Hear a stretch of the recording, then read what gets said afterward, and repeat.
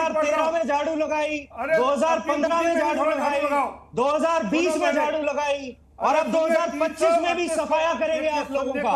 आप लोगों के षड्यंत्रों से और साजिशों से डरने वाले नहीं हैं, क्योंकि आप लोगों के साजिशों और षड्यंत्रों से डरने वाले नहीं हैं। का घोटाला है, ऐसा सुप्रीम कोर्ट ने मान्य किया था। इस तरह का गवर्नेंस कोर्ट ने दोनों जजेस ने कहा कि 338 करोड़ का मामला है, जैसा अरविंद केजरीवाल जी ने। ठीक है अनमोल जी, सुन लीजिए। अनमोल जी, आपके बीच में नहीं बोले थे वो आरपी सिंह साहब, आप उनको धैर्य से सुन लीजिए, अपनी आपत्ति आप उनके बाद दर्ज करा लीजिएगा। आरपी सिंह साहब बात पूरी कीजिए, मुझे और मेहमानों के पास भी जाना है। जी, जस्टिस संजीव खन्ना और जस्टिस एसवीएन भाटी साहब ने कहा, माना, और मैं पढ़कर सुना रहा हूं कि उन्होंने कहा कि 338 करोड़ रुपए का money trail prima facie establish हुआ है इस केस में।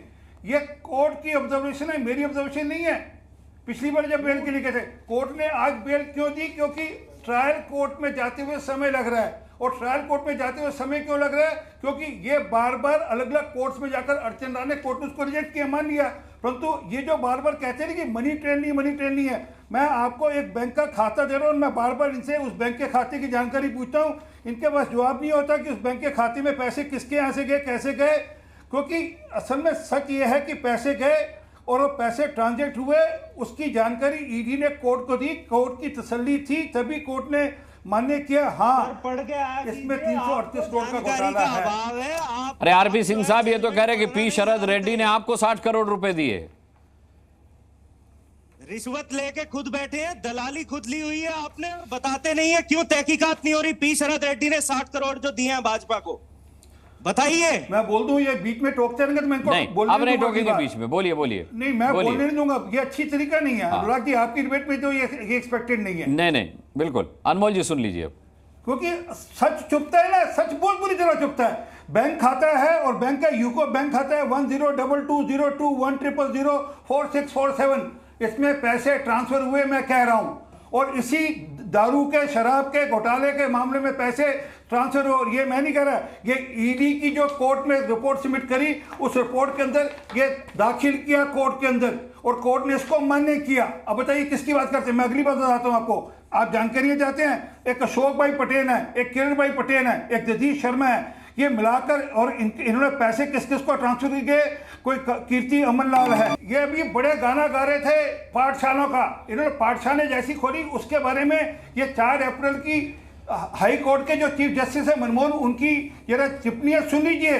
वो कहते हैं टूटे बेंच, ये और ये टपड़ी वाले स्कूल, ये दिल्ली के स्कूलों को लेकर 4 अप्रैल की मैं आपको रिपोर्ट भेजूंगा, पढ़ लीजिएगा, समझ लीजिए कैसे स्कूलों की हालत है। अरे ये स्कूल पाठशाला थोड़ा खोलने गए थे, ये तो मधुशालाएं खोल रहे थे। पाठशालों के बाद एक मधुशाला, मंदिरों के बाद मधुशाला, गुरुद्वारों के बाद मधुशाला, हर मोहल्ले में मधुशाला, एक के साथ एक बोतल फ्री। असल में सारा गोरख धंधा इन्होंने चला रखा था। और ये गाना मत गाया करें आकर पाठशाला का, जो हालत है पाठशालों की, ये जाकर देख लें एक बार कैसी हालत है पाठशालों की। क्या है आपके पास, क्या सबूत है आपके पास? एक पैसे की रिकवरी नहीं हुई पिछले 2.5 साल में। ये कोर्ट को जाकर बताना चाहिए आपको, जिस कोर्ट ने कहा 338 करोड़ का घोटाला है, ये कोर्ट ने कहा, मैंने नहीं कहा। ये कोर्ट का आदेश मैं पढ़कर सुना देता हूँ, आपकी सुनने की क्षमता नहीं है, ये सुन लीजिए एक बार। एक पैसे का प्रमाण नहीं मिल पाया, एक भी पैसे की रिकवरी नहीं हो पाई। और जो मनी ट्रेल की आप बात कर रहे हैं, वो मनी ट्रेल एस्टैब्लिश नहीं हो पाया। मनीष जी के पास एक भी पैसे की रिकवरी नहीं हो पाई आज तक। आप झूठ मत बोलिए जनता को। आज आप झूठ बोलेगा, जस्टिस खन्ना झूठ बोल रहे हैं, जस्टिस भाटी झूठ बोल रहे हैं, इसका मतलब है देश के सामने कोर्ट का सुप्रीम कोर्ट का जजेस झूठ बोल रहे हैं। आप भी हरिश्चंद्र के बच्चे पैदा हो गए हैं। अरे थोड़ा दिमाग पे झाड़ू लगा कर आया करो, खंगाल कर आया करो, वकील पढ़ लिख कर आया करो। देश की जनता को ये पता चल गया, आप देश की जनता को बेवकूफ समझते हो, आप देश की जनता को बेवकूफ समझते हो। जो ठीक है, बताओ, ठीक है, चलिए डिबेट केवल आप दोनों के बीच नहीं है, बाकी मेहमान भी हैं। अनुराग भदौरिया भी हमारे साथ हैं समाजवादी पार्टी से। अनुराग भदौरिया, अखिलेश यादव ने कहा है कि मुझे उम्मीद है कि सभी को न्याय मिलेगा, खासकर आपके नेता अरविंद केजरीवाल को जो अभी जेल में है।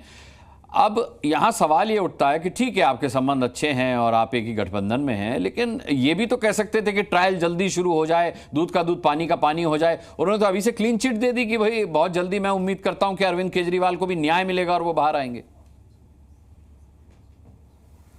देखिए, जब से आपकी डिबेट शुरू हुई मैं बहुत देर से सोच रहा था कि आरपी सिंह साहब कुछ कहेंगे, क्या कहेंगे, कुछ बोल ही नहीं पा रहे हैं, खाली इतना बोल पा रहे हैं हमें बोलने नहीं दिया जा रहा है, हमें बोलने नहीं दिया जा रहा है, क्योंकि इसलिए नहीं, उनके पास कुछ है ही नहीं बोलने के लिए। वो शरत रेड्डी पे कुछ बोल ही नहीं पा रहे हैं। जैसे शरत रेड्डी का नाम लो, भैया 50 करोड़ 60 करोड़ इलेक्ट्रॉनिक बॉन्ड के माध्यम से पैसा किसको मिला, इसका जवाब क्यों नहीं देते आप? किस पार्टी को मिला ये चंदा? क्या आप बताइए ना, किस पार्टी को चंदा मिला? खाली पार्टी का नाम ही बता दीजिए। छोड़िए, आप बहुत अच्छे इंसान हैं, बहुत पाक साफ हैं, ये बता दीजिए शरत रेड्डी ने इलेक्ट्रॉनिक बॉन्ड किस पार्टी से खरीदा है? बताइए किस पार्टी को उसका पैसा मिला है? इतना ही बता दीजिए। ये भी भूल गए, इसमें भी आप बोलेंगे मुझे बोलने नहीं दिया जा रहा है।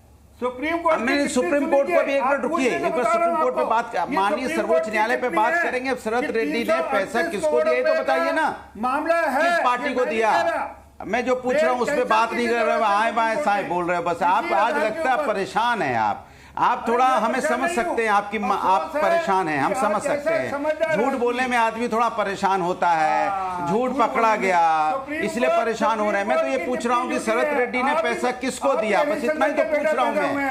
अरे आप बोल किसी पार्टी का नाम ले दीजिए, क्या दिक्कत है आपको? अच्छा बताइए किस पार्टी को दिया, इतना पूछ रहे। शरत रेड्डी ने 60 करोड़ रुपए किस पार्टी को दिए इलेक्ट्रल बॉन्ड में? इतना ही बता दीजिए ना, काय हल्ला मचा रहे हैं? किस पार्टी को दिए बोल दीजिए, झूठ बोल दीजिए, किसी पार्टी का नाम ले दीजिए। अरे जो मैं पूछ रहा हूँ वो नहीं बोल रहे हो, आप इधर उधर की बातें कर रहे हो। मैं कह रहा हूँ आप किसी का भी नाम ले दीजिए ना, आपको तो नाम लेना है, ले दीजिए किसी का नाम। किसका, किसको दिया बताइए? शरत रेड्डी ने सरकारी मकान के लड़के की टूटियां चोरी करते पकड़े गए थे।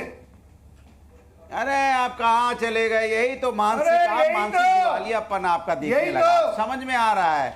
अरे कहाँ से कहाँ बात हो रही है, तो कहाँ बाथरूम में घुस गए आप टोटी के चक्कर में। कमाल की बात कर रहे हो आप। ये वो लोग हैं जो हमेशा यही आपकी मानसिकता वही रखी है, दिक्कत है आपकी सोच तो वही है। चलिए मेरे सवाल का जवाब दे दीजिए अनुराग भदौरिया। क्या करें, हम पूछ रहे हैं 60 करोड़ की बात, आप घुस गए बाथरूम में टोटी खोलने के लिए, खोजने के लिए। यही तो आपकी नीयत है, आप देश कैसे आप चला पाओगे? ये भ्रष्टाचार की टोटी खोले जो बैठे हो आप, भ्रष्टाचार की, सुन लीजिए, भ्रष्टाचार की टोटी, झूठ की टोटी जो खोले आप बैठे पड़े हो, इससे आपको खुद शर्म आ रही होगी आपको डिफेंड करने में कि 60 करोड़ रुपया किस पार्टी को दिए, आप नाम नहीं ले पा रहे हो। इससे पता चलता है क्या भ्रष्टाचार की टोटी कौन खोले बैठा हुआ है। अब दूसरी बात सुन लीजिए, भ्रष्टाचार की सुन लीजिए, भ्रष्टाचार किया तो अब सुन लीजिए परेशान क्यों हो रहे हैं इस मामले से। फिर हाई कोर्ट सुप्रीम कोर्ट जा रहे हैं आप। बात तो सुनिए, मैंने एक सवाल सीधा पूछा था, आप बौखला गए।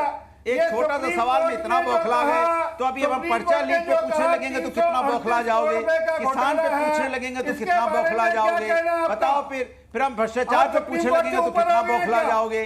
फिर भ्रष्टाचारियों को जिनको पार्टी में आपने शामिल किया वो उनके बाद उनका नाम पूछेंगे तो कितना बौखला जाओगे।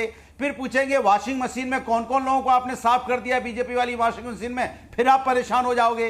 फिर आप पूछने लगेंगे महंगाई कितनी बढ़ गई तो फिर परेशान हो जाओगे। आप हर बात पे परेशान हो जाओगे। ठीक है अनुराग भदौरिया, आपने मेरे सवाल का जवाब नहीं दिया कि भाई अभी तो अरविंद केजरीवाल जेल में हैं और अखिलेश यादव ने उनकी रिहाई, न्याय मिलने की उम्मीद जता दी है, तो न्याय में तो कुछ भी हो सकता है। चलिए मैं कांग्रेस की प्रवक्ता का रुख करूं, उससे पहले संगीत रागी जी का मैं रुख करूंगा। संगीत रागी जी, न केवल आम आदमी पार्टी को बल्कि पूरी के पूरे विपक्ष को, इंडिया गठबंधन को मनीष सिसोदिया की जमानत से ऑक्सीजन मिल गई है, ये कहना गलत नहीं होगा।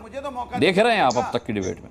नहीं, बिल्कुल सही आपने कहा है। अरविंद केजरीवाल हो चाहे उनको भी अब लगने लगा है कि संभवतः उनको अब बेल मिल जाएगा, लेकिन यह भी सच्चाई है कि बेल जो है वो इस आधार पर दिया गया है कि ट्रायल में उनको बहुत कहां इनसे बुलवार है ये तो ऐसे। दूसरी बात हम बात करते हैं, जब हर दिन सीबीआई और ईडी दूसरों के बीच में को कोर्ट में ही आप घिसिट रहे हैं, मुझे नहीं लगता है कि अरविंद केजरीवाल और मनीष सिसोदिया के बेल एप्लीकेशन को जितना कोर्ट ने इंटरटेन किया है, काश अन्य अपराधी भी इसी पर, एलेज्ड अपराधी भी इतना ही भाग्यशाली होते, इतने बड़े बड़े वकीलों की बैटरी उनके पास होती, हर बार उनको त्वरित जो है वो बेल एप्लीकेशन एक्सेप्ट कर दिया गया होता।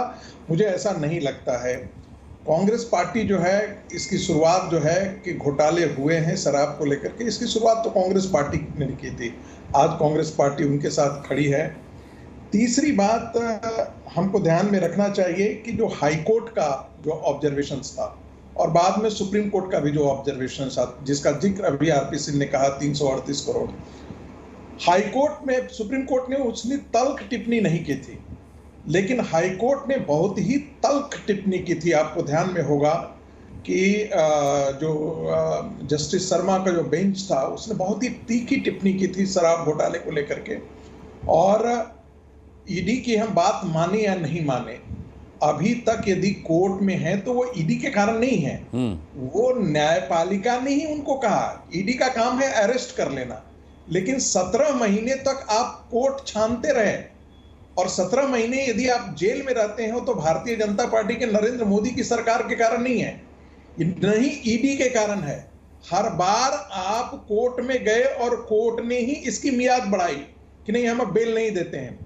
और ये ठीक है कि ईडी ने चार्जशीट फाइल नहीं किया है अभी तक और ट्रायल शुरू नहीं हो पाया, ये है। लेकिन एक सवाल सुप्रीम कोर्ट को अपने से भी पूछना चाहिए कि क्या इतनी ही बार जितनी बार इन दोनों के बेल एप्लीकेशन को एंटरटेन किया गया है, कोई एक आध उदाहरण हमको बता दे इस देश में कि इतने बार बेल एप्लीकेशन को एंटरटेन किया गया है।